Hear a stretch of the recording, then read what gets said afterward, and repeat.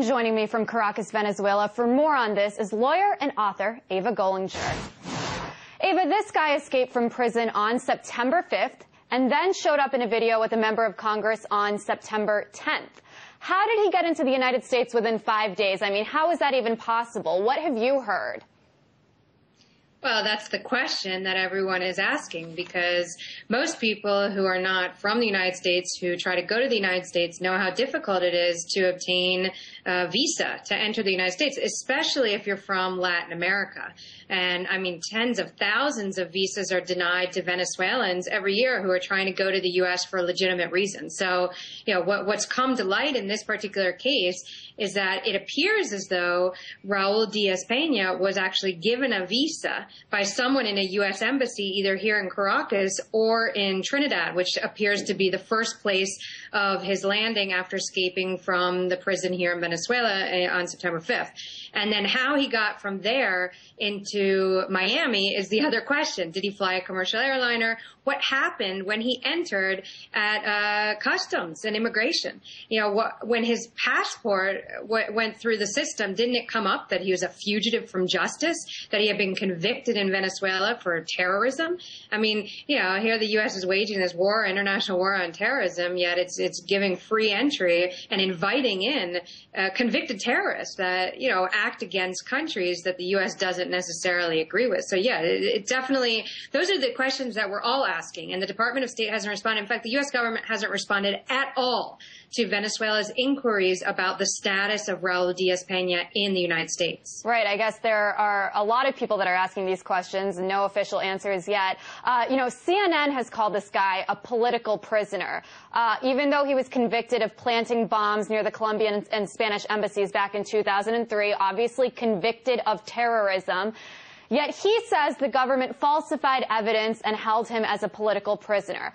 You pointed this out yourself just now. There seems to be sort of a double standard here. I mean, how does the United States know what really happened? I mean, are people only terrorists when it fits with the United States ideals? Why wouldn't this guy be considered a terrorist, Eva?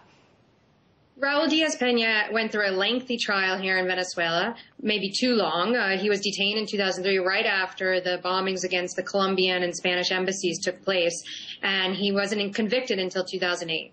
And it appears also as though a corrupt judge issued this privilege to him to go work and visit his family on weekends, sleeping back in the prison in the evenings, which facilitated his escape.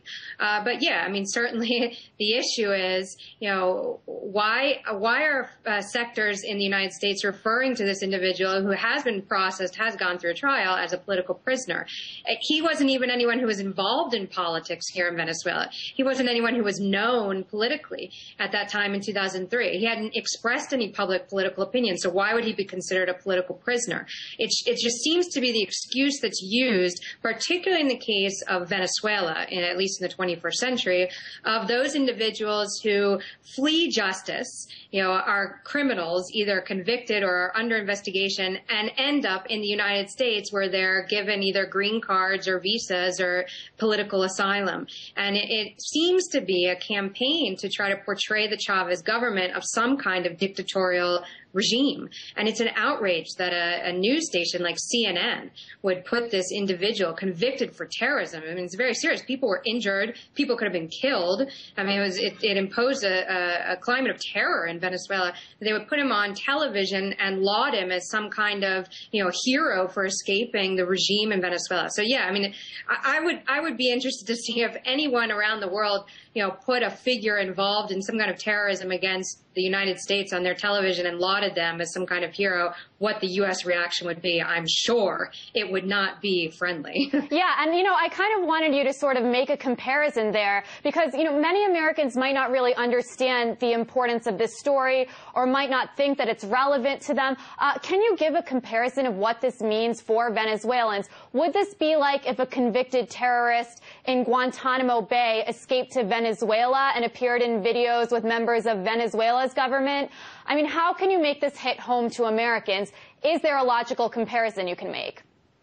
Yeah, and I mean, if we look particularly at the case of Luis Posada Carriles, who was convicted for terrorism here in Venezuela, but not just for the bombing of an airliner 34 years ago that killed 73 people, which was the first bombing ever of an airliner in this hemisphere, a terrorist act, but also has been involved in over 100 other terrorist acts throughout this hemisphere during the past 40 years.